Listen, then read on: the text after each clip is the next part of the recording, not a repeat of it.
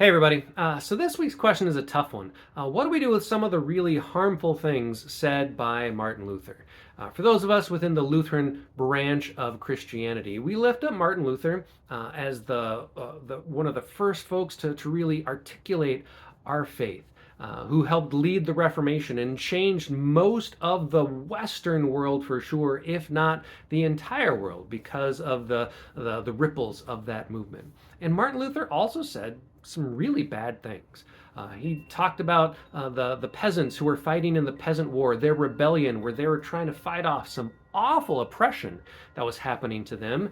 Other reformers spoke up for those peasants. Martin Luther denounced them, which actually helped lead to the fight against them and really, to be named specific, their slaughter, to where they were no longer able to fight for the equality that they deserved and needed for years and years to come. Martin Luther said some awful things about the Jewish people, just horrible, calling for their harm and for their death in a number of situations. What do you do with something like that?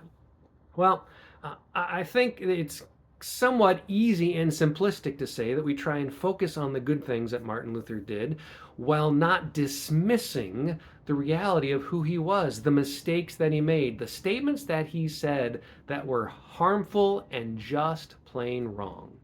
And I say that somewhat simplistic because honestly, it's easy for me to say. I am part of a group that has never been negatively affected by the words of Martin Luther. And yet his words did some real damage to a lot of people. That's one of the great struggles that I think we're dealing with in our day today, when we're looking at people that we have held up as ideal and we're starting to see or recognize or name the flaws, the hurt, the harm that these people caused. What do we do with that? I don't know that there is a true, simple answer, but I admit I think a little bit about it like this. I don't have one iota of the influence that Martin Luther has had. But I do know this. I know that I've tried to say some things like in this that are helpful for other folks when it comes to figuring out faith and how faith might mean to them.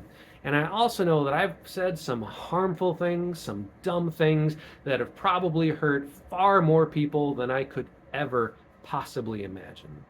And I guess it's my hope that the good things that I've said don't get dismissed, even while the harmful things that I've said get acknowledged and might be something that I need to consider and challenge and correct in myself.